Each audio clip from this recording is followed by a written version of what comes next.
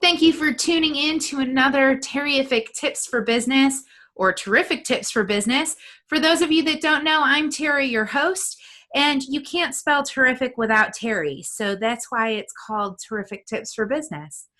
I am here today and I have the honor and privilege to talk with Jenny Midgley, who is a personal branding consultant.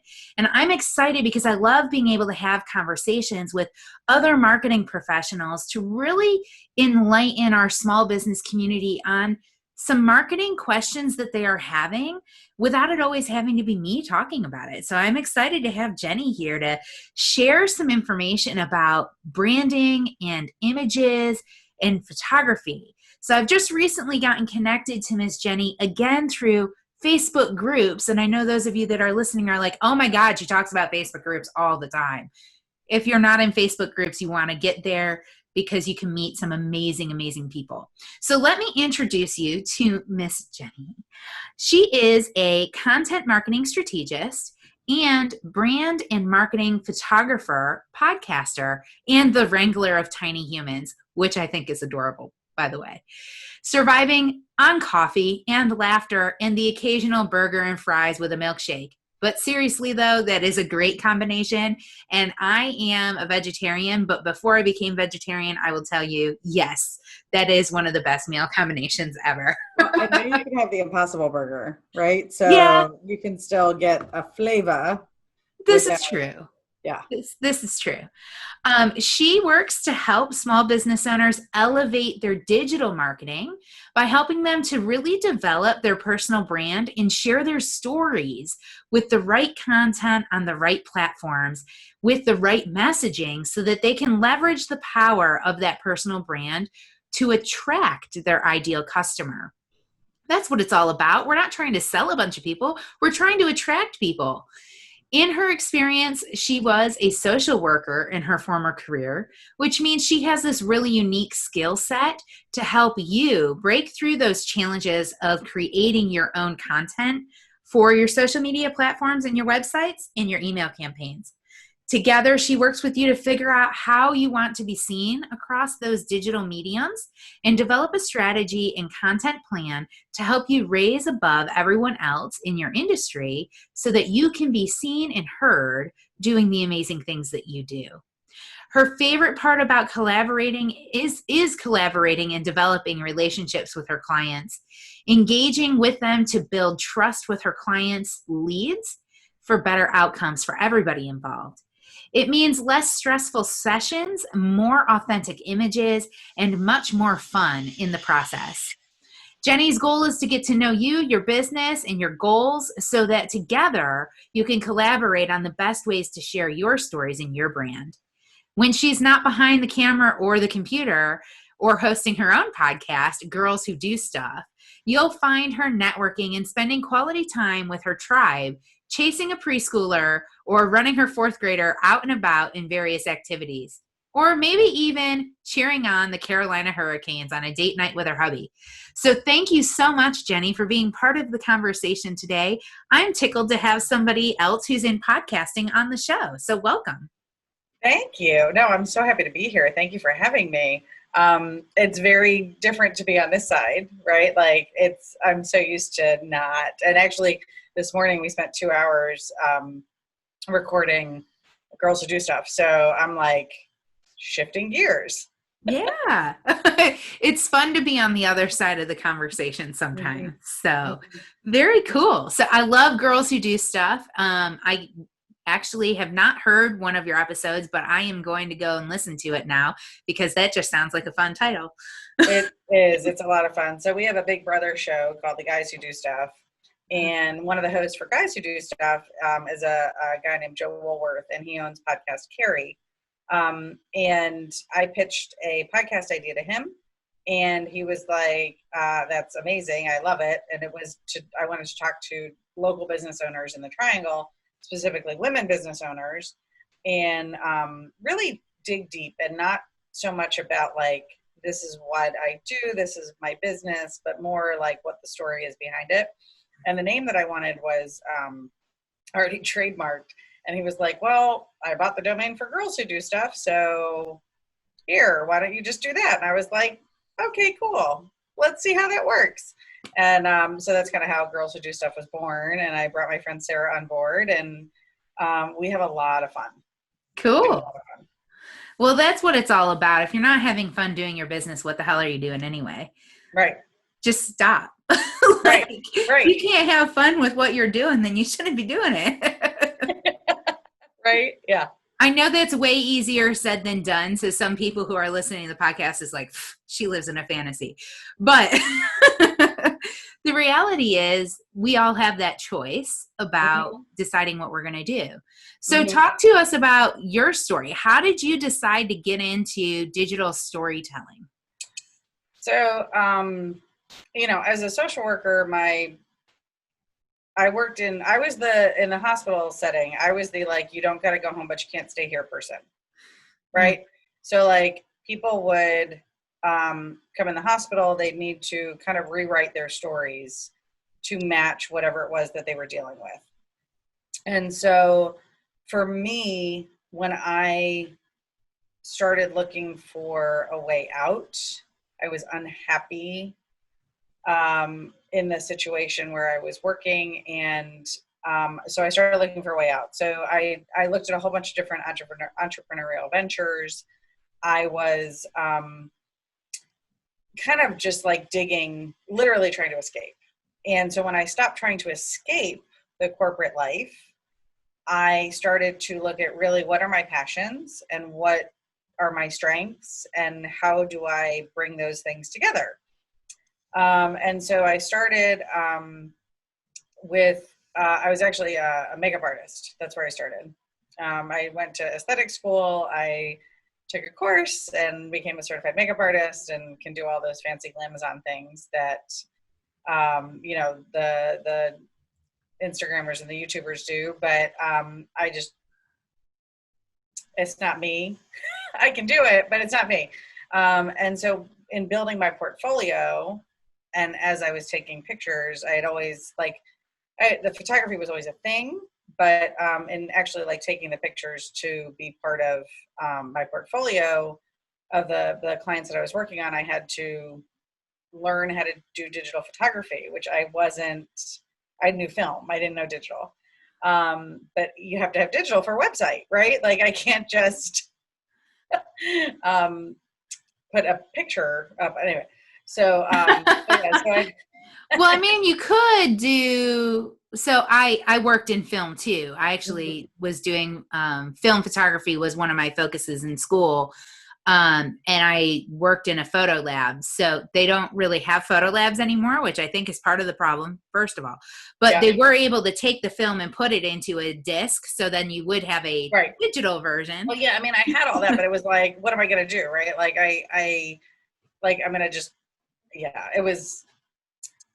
I had to learn digital. So that got me into like those steps. And so it just kind of like I failed forward. And failed forward into the photography and failed forward into doing more of those things and working with families. And I figured out that because I had to learn all the software too. I didn't know software. I didn't know how to do any of that. So I had to learn the Adobe suite, and Photoshop and I do not get along at all. It is not intuitive for me. I don't enjoy it, and I don't want to do it. But to work with families and kids and do all that, like you have to know how to head swap. You have to know how to clean up snot and pink things and dirt, and because people want these like perfect pictures, which is totally not in line with me and my brand. So as it is, I just started working through like figuring out with whom I wanted to work, how I wanted to work with them, and what I wanted to do with this journey. Like if I was going to make this a real business, if I was going to like really dig in and find new ways to do this, I needed to figure it out. Yeah. And so I kind of spent on, and the one thing that really I had to focus on was marketing, right? Because unless you know how to get your message out there, you can have the best business in the world and have 0 customers. Yeah. So and that happens for small businesses a lot. All of our small business owners are amazing. They're amazing people. They have amazing talent, and they're brilliant, and yet they're small. They don't have the number of customers that some of these bigger companies that are far less amazing have. And that falls into not being able to properly share their message. Right. Yeah. And so for me, it was figuring out, like I said, with whom I wanted to work, how I wanted to work, what I wanted to do with my business. And that led me into brand photography and specifically personal branding. And then that was actually really funny, because what happened was I found out I had a bunch of clients and I was like, why aren't you using your pictures? And so we started talking about it. And through that conversation, it became that they didn't know how. And even so, like all that preparation time that we would have, where we would talk about, like, we're going to take this image to tell this story and you're going to use it on your website. You're going to, like, I deliver the gallery, and it would be like, we never had those conversations. So I actually started really diving deep into the content marketing. And with the content marketing, I figured out how to help my clients develop a really strong strategy and implementation plan to use the photos as soon as they got them, as well as work with clients who either weren't ready for photography or already had a photographer that they loved. So I have a whole program that's just content outside of the photography that is really what I have found like the crux of what works for these small business owners, because they may not be ready for the full branding package, but they know they need to do something. Somebody's told them they need to use social media. They don't know which platforms to go to. So we talk about what's your story and what's your strategy to tell it. Those are great questions to ask. What's your story and what's your strategy to tell it? And that's going to help divulge which networks you need to be on and how you're going to show up in those networks too. And so that's really where that personal branding gets to come out to play. So is there a general like timeline that you have found where small business owners are like, you know what? I can see me using this type of photo for this thing and this type of photo for that thing. Is there like a general timeline of when that occurs for small business owners? Or is it kind of varied? It's variable. So like when I work with a client, we start with a very comprehensive and thorough questionnaire. And we talk about what are their goals. That's number one. So like we structure all of their photos around what their goals are and what platforms they're going to go on, because we're going to capture very different images for LinkedIn than we would for like Instagram. Okay. And do they need to be on LinkedIn, or do they need to be on Instagram or Facebook or all of the above, or do they just need a website? So like we have all of those conversations and then structure the content around where they need to be. Okay. So then you're even structuring the images that you're creating around the content based on where they're going to be using it. Mm-hmm. Okay. Yes, ma'am. So we do, you know, because that all, I mean, it goes down to like even technical pieces of it, like file size and, you know, formatting and all of those different things. So generally, I have what I call story sessions. And so clients purchase per story. And so we will tell one story or 3 stories or 5 stories or whatever, and you purchase per the story versus, and again, it's about where are you using those images and how are we going to tell whatever that story is. So if it's about your family, if you're a one-on-one practitioner, and like if you're a massage therapist or you're a business coach, or I have a client who's a psychologist and a yoga teacher. So she's, you know, we're telling the story of her sitting in a, you know, in an office with a couch or a chair. The couch is kind of like an outdated myth, but, and then also outside in nature and yoga poses. Yeah. Well, and I think for her, It is a combination. I was talking with a lady in Raleigh earlier today, actually, about the psychology, because she was a psychology major, and then she's Mhm. also a big yoga person. And so the psychology of how our brains and our bodies are connected. And Mhm. so they actually are in line with each other, even if on the surface you're like, wait, how is psychology, a psychiatrist, related to yoga? But it does connect. So that's really Yeah. cool that you're able to help share and show that story through Yep. the photos. What's one of the biggest challenges that you've had as a small business owner? Because you come from being this social worker, being really engaged in that world, and that's a tough space that you came from. I mean, I can't even imagine having to tell somebody you got to go home, but you can't stay here when they're in this situation where they maybe need some extra help. Right. And that's a whole nother, so like Yeah, having that conversation is something that you become skilled in because you know it's very knowledge heavy. So like you know what to tell them if they're a Medicare recipient, if they have a commercial insurance, if they're homeless, if they are not going to be able to navigate up their to their fifth floor walk up because they had a stroke or they had a car accident and they're not able to bear weight on their leg. Like those are very basic conversations. sure. But So for us, for from the small business perspective, there's like so much that you have to know yeah, as a business owner. Like I got very routinized in my job having the same conversations over and over. yeah, But for me, I don't know what I don't know. Right? So, and as a business owner, like there's things that happen that I'm like, I didn't know I was supposed to do that, because even the websites for the state that are supposed to help me don't have the information, or they update it and nothing goes, like it's so bizarre to me. But one of the things that really really helped me was the Launch My City program.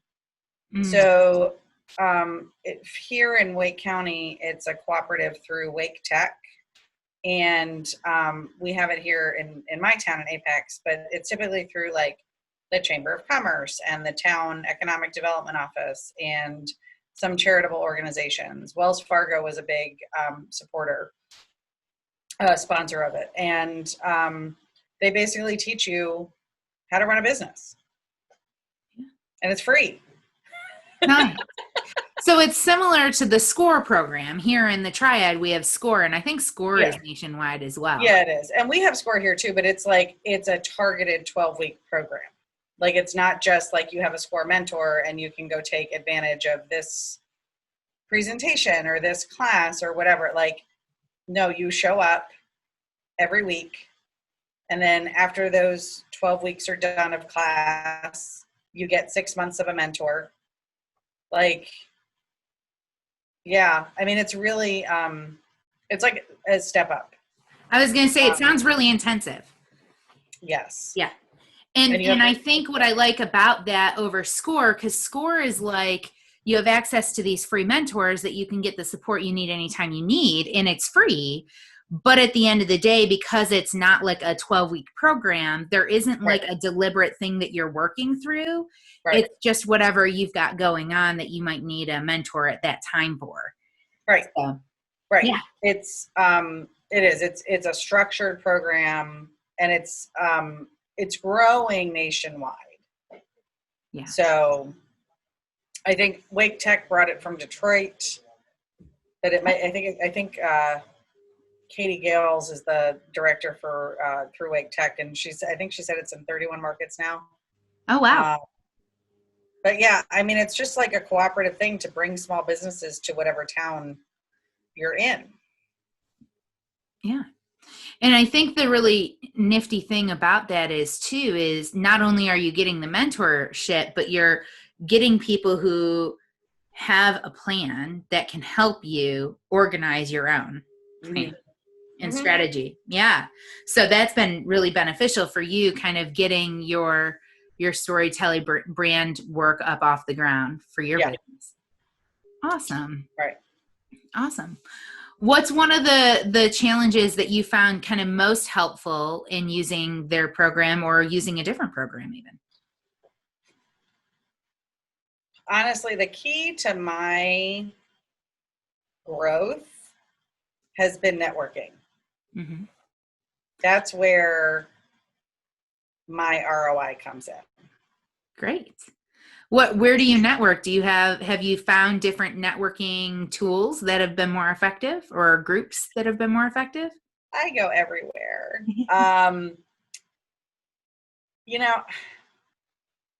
If someone had told me 20 years ago that I would get connected to people who would then reach out to me and be like, hey, do you have a resource for blank person in my network? Like, who do you know? Mm-hmm. Right? It turns out I know a lot of people. And I would have been like, no, you're crazy. Right? Mm-hmm. But one of the things that social workers do is that we are resources for like we gather resources, we act as resources, we act as connectors. So it's a very natural thing for me in a small business community to be a connector. Whoops. That wasn't me. Somebody tried to bring and I heard it because it was like they were trying to be quiet. Hey, God. Hello. I'm having a doll. All right. I'm in my co-working space. So in my space, but in the co-working space. Nobody got hurt, right? In the making of this video? So. Nobody get... Oh, a tile fell. It was like an extra tile that fell. Yeah. Yeah. So, yeah. All right. Yeah. And a tile fell. Okay. Well, as long as nobody got hurt in the making of this video, we're okay. Nobody got hurt. It's super fun. So when, so it was very natural for me as I'm networking just to be a resource. And so for me, I think one of the things, so like people get really nervous about going to go meet people in person. Especially like, now. Especially now. Yeah. But I think that when you, it's important for the growth of a business owner, like your clients are going to be strangers. You need to get used to talking to strange people. Right? Yeah. Like I have the most amazing clients because I built relationships with them. And when they're, they may start as somebody I don't know, but we end up, in some way, shape, or form, having a relationship post working together. So whether that be like periodically on social media, through email, whatever. So the networking though, like before COVID, I had a business that was entirely run on word of mouth and referrals. And people meeting me at networking events and saying, tell me more about what you do, saying, I think I need that. Tell me how you can help me. And then we would progress from there. Yeah. And now I have to actually like put my money where my mouth is and build an online presence for myself like I do for my clients. So that's fun. Yeah. But it's important to understand that there are thousands of networking opportunities out there and you don't have to go to every one. Mm-hmm. Look and see if there's seat specific groups. Look and see what seats are filled. And then determine if it's going to be a good fit for you. Yeah. I think that's the key too. And how would you determine if it's a good fit for you? right? Because there's 100,000 networking events. There's all sorts of different networking groups that exist. There are free ones, there are paid ones, there are virtual ones, there's in-person ones. There's groups that are mastermind groups that operate, as like a roundtable support group or group coaching, but then that also turns into a networking group because you develop relationships with people in the room. So how do you determine which one is the right one for you? Well, you just have to go. You have to go, you have to listen, and you have to understand that you may invest the time and it may not be the best fit for you. And that's okay. Mm-hmm. But you can kind of learn to catch the vibe when you walk in the room. But you have to look and see, like, what are people saying about it? You also have to, like, at the very basic level, know who your target client is and know who your target referral partner is. Yeah. Because if you don't, you're going to be wasting a lot of time. Yeah. And money in some cases. Well, that too. Yeah. Yeah, for sure. So if you know who your ideal customer is, mm-hmm. and you know who your best strategic partners are, who your referral partners are, is there anything else, any other criteria you might look for when you're looking at a networking group to consider if it's a good group? Is it a new group? Is it all the people that you've been hanging out with for the past 6 months? Because if it's all the people you've been hanging out with for the last 6 months, you already have a relationship with them. Exactly. Find a different group. Go. Well, I take that back. There are some where the social benefit outweighs the repeat presence. So, like, because you've built a relationship, it's a good idea if it helps you in, like, your, self-care space to go. I think that that's important to recognize. Absolutely. Like, there's one that I was going to, mainly because I'm friends with the host and his wife. And so it was an opportunity for her and I just to have drinks. That works. Yeah. Yeah. That's fun. I think it is important too to recognize, am I joining this group for the social benefit, for that self-help, like personal care time, mm-hmm. or am I joining this group to have a return on investment for my business? That's going to definitely play a role in if you're going to join that group. What are your thoughts or feelings about, like, the after hours networking events or the before hours networking events? Again, I mean, if the group is in alignment with what your goals are, whatever. Like, you do you. Like, there's no, the reality is some of us are side hustling. Mm-hmm. Some of us are unable to make daytime commitments. So I don't really have a feeling either way. If it works for you, then do it. Sure. So how does networking relate to that brand story and telling that story in the digital space, or is there a connection there? There is. I'm so glad you asked that question. Yeah. Right. So you are your brand. Like, and I get into conversations with people about this. You are your brand. If you are the face of your business, if you are a salesperson who meets with clients face to face, if you are a solo practitioner or solopreneur, you are your brand. So when you are networking, you are a representation of that brand. Yeah. There is no room for you not to be consistent. So the way you present yourself is going to be how people think of you and your brand.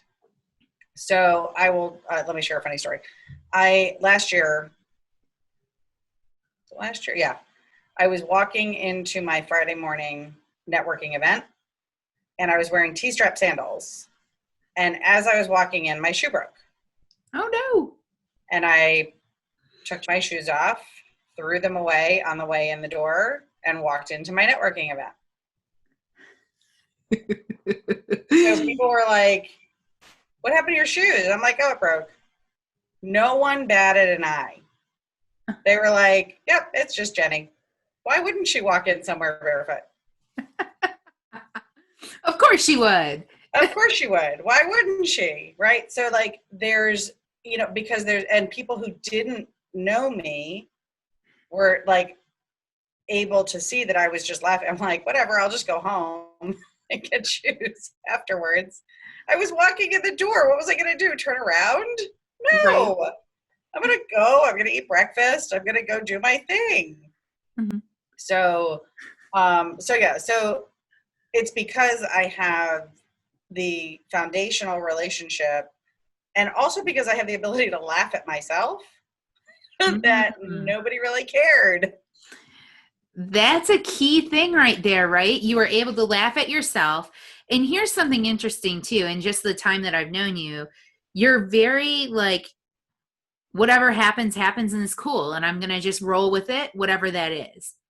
And I think small business owners have this innate ability to do that. Mm-hmm. That's what makes them so versatile. That's what makes them so nimble in weird and unpredictable situations, is that they learn to roll with it. They just roll with it. So your shoe broke, you're walking into a networking event, your shoe broke, and instead of turning around and missing out on the opportunity, you rolled with it. And everybody, there were people there that I have no doubt that were like, no, right? Because everybody has their own thing. And some people might have a problem with not having shoes on. But the people who didn't care, or the people who are like, oh, that's Jenny, and they're used to that, your ability to roll with things, those are the ones that are part of your tribe, right? They're the ones that are going to refer business to you anyway, because what they like about that is your ability to just roll with it. Right. And it totally was like a mindset thing for me, because I was like, I'm barefoot in public. I spent 20 years in hospitals. Oh gosh. I don't go barefoot in. Yeah, I bet that was a big mindset thing. Like, how do I deal with this? How do I rectify it in my mind? Right. Yeah. Right. So I got over it. It was okay. I was like, I'm walking in, I'm walking out. It'll be fine. It'll be fine. The floors are clean, I'm sure. Yeah. Yeah. So what are some of the challenges that you've had to face when it comes to your business? I know you mentioned one of them. Was there another challenge that you had with launching your brand and going through that transition of employee to employer kind of mindset? Well, I'm not an employer. I don't employ anybody. Okay. So that's helpful. Yeah, no, it's totally like one of the funny things is like people are like, you seem to do so much. How do you find the time? And I'm like, y'all, I don't commute anymore. Yeah, that makes a big difference, right? Hours of my day. Hours. Yeah. So for me, like some of the mindset shift has been around scheduling and having control of my schedule. Which when it's set for you, like I've identified there's like 3 phases of shifting from working at a place to working from home. Mm-hmm. And phase 1 is like you're still thinking that you are on somebody else's time and somebody else's schedule.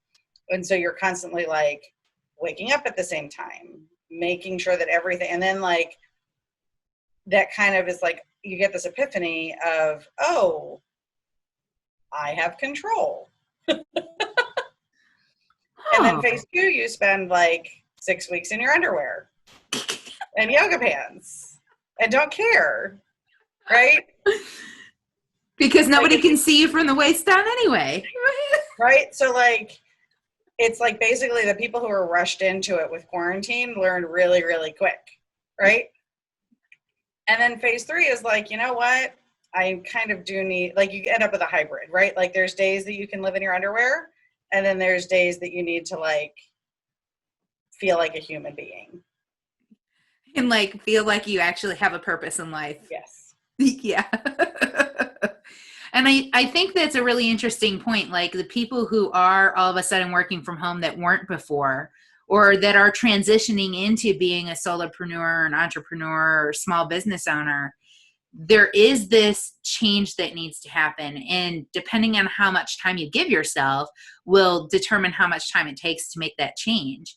But going from the, I set my own schedule. If I don't want to work on Fridays and I just want to goof off and record a podcast all day, I can do that. I control that. Or if I need to like be in a place where I don't have to put makeup on today, well, then I'm not going to put a video recording in the middle of my day that's going to require makeup. Like, don't do it. I look at my calendar and I determine, do I need to wear makeup today or do I need to do my hair today based on if I have a video call with somebody? I hear that. And it's funny because I feel like I wear makeup more frequently since COVID started because I'm always on a video call. Always. But my clients know if they get me at 9:00 in the morning, it is unlikely that I will be out of my pajamas and I will have like, freshly washed face, and that's it. Oh, I was going to say hair is going to be like all over. Yeah. Some kind of sloppy bun is going on, and that's okay. That's right. Right. But I think the really interesting thing about this is it's humanized us. Like, as a society, we inherently know that businesses are owned and operated and run by people, but it's easy to forget that when all you see is the brand. Right. And so it really has humanized us and made everybody remember that there's a human being behind there. And human beings have things happen. And now that we're working from home, you've got kids running around, you've got animals, you've got things being calamities in the background that you have no control over. But it's human. It happens. That's okay. That is what happens. I know. Where I work is next. My podcast studio is next door, and I was like, "Do you have anybody? Like, maybe I should come in here." He was like, "I have someone at 3," and I was like, "Oh, darn it." But it is what it is. It is what it is. But it worked out. So, if you could give one tip to a small business owner that's going to help them get out of their own way, take that next step, whatever that is, what might that one tip be? I would say if I had one thing, and it's going to sound a little cheesy, like I love Simon Sinek. I firmly believe in starting with why. However, why doesn't tell you why to get up every morning, right? Like understanding what your why is not the be all end all. You have to have a vision and a goal and understand what impact you're trying to leave on with your business, in your community, in your life. If your goal is to own a boat and live on a river by the time you're 50, great. Get up and work, right? Like whatever it is. So understanding that you can have, like, you can be like, oh, it's my kids, or, oh, it's because I want to retire early, whatever. Like the why is surface level. Understanding what your vision and having a clear message of who you want to work with and how it is that you serve them is going to do much more for you than just the surface level of understanding your why. You've got to build the rest of the story. The why is the first piece. Like you have to know your why because you have to be able to connect to other people's heart, and you're not going to connect to their heart by talking about your kids, but you'll connect to their heart by talking about kids in general. So you've got your why, right? But now you connect to the hearts of others by identifying what that is and building your story around it. That's why it's so important. And it helps you focus your energy to be where your people are. Yeah. Right? Don't waste your time. Like if your target demographic is 65-year-old women, get off Instagram. Y'all don't need to be there. Yeah. Just have a Facebook page and a website. You're good. Yeah. Truth.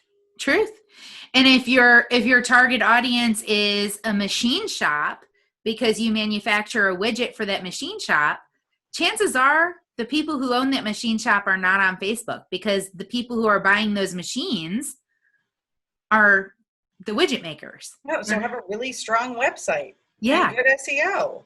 Yeah. That's how people are going to find you. Exactly. If you're a restaurant, for Pete's sakes, have pictures of the food. And have a smaller menu. Yeah. Y'all, whatever you want to serve, cut it by 50%. It's going to help you from a dollars and cents standpoint too, yes. Because having a lot of food that you can prepare means having to have a lot of inventory on hand. And if you're dealing with fresh products, that stuff goes bad. Yeah. So if you shorten your menu, now you can use 5 items 12 different ways. Yep. And so you have less product on hand. You know you're going to use it all. And a confused mind doesn't buy. Right. And then you can also very easily showcase the people who are creating the food. Yeah. Because it's less focus on the finished product, because you don't have 600 of them. You can actually show what happens behind the scenes in the kitchen and bring people to a different level of emotional connection with your establishment. Yeah. Because that's what we want to know, especially right now. I think we want to know that you're taking the necessary precautions to protect the people who are frequenting your place of business. So if you are a restaurant, be able to showcase the precautions that you are putting in place so that people know that they're not going to catch COVID when they come into your space. True.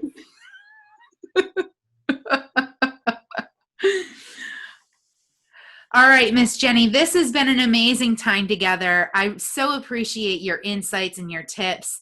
I myself have recently gone through a personal branding session, and it took me a little bit of time to figure out, how am I going to use these photos? There must be different ways and places that I can use them on my website and in my social media. And I needed to build my own strategy around doing that. And so COVID has really helped me take that step backwards and say, okay, what marketing am I missing? What pieces can I implement?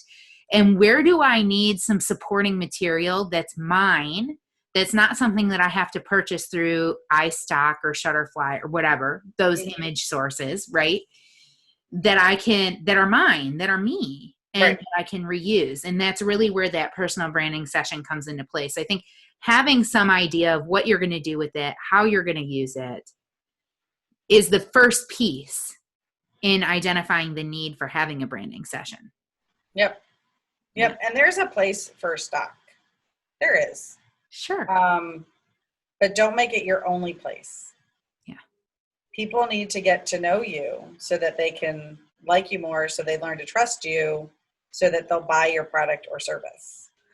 Right. And the reality is most people are going to know that it's a stock photo, and they're not going to be able to feel your energy through it because it's not yours. And that's a key. That's a big key. Yeah. Miss Jenny, what's going to be the best way for our audience to get in touch with you when they're ready for their personal branding session? Awesome. Yeah. So it's at jennymidgley.com. Pretty basic. Jenny Midgley everywhere. Instagram, Facebook, LinkedIn. I have a unique name. It's funny. I didn't actually, my maiden name is Barman, like a bartender, barman. And people had such a hard time saying Midgley when seeing it in print that I didn't change my name for over 11 years after I got married. So you can tell the people who met you after you got married and the people who knew you before. Right. So like, so it's like, or there's like a disconnect, right? Like people are like, who? And I'm like, it's okay, don't worry about it. It's just Jenny. But yeah, so I'm just Jenny Midgley everywhere. And that's how you can find me. And I have an online course called Stories and Strategy, creating content that sells without being salesy. And I do interviews on my Facebook page, and I have a podcast called Girls Who Do Stuff. You can find me at girlswhodostuff.com. Yeah. That's about it. Awesome. Well, I so appreciate you geeking out on some marketing stuff with me and talking about some terminology that I know the audience who's listening, if they know me, have heard these words before. But it's nice to hear them from somebody else and just reinforce that the value of having an ideal client and how that can save you time, effort, energy, and resources so that they can be more effective and do the things that they love to do and have fun doing it. Right. Absolutely. Yeah. So thank you so much for having me. Well, thank you so much for being here. I so appreciate it. And I look forward to seeing you again soon. Absolutely.